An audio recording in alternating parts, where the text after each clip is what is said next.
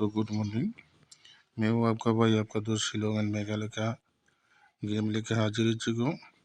दोनों गेम होने वाला है टी का एंड नाइट का। ये गेम है 17 तारीख एंड 18 तारीख के लिए, ठीक है।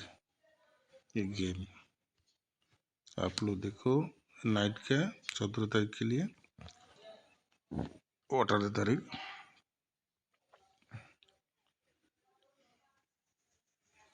ठीक है, तो फ्रेंड ये जो गेम है शिलोंग एंड मेघालय का, पहले ही गोटी देखो।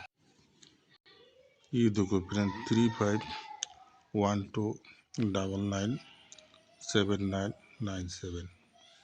ये है 5 गोटी हिट। ये फ्रेंड देखो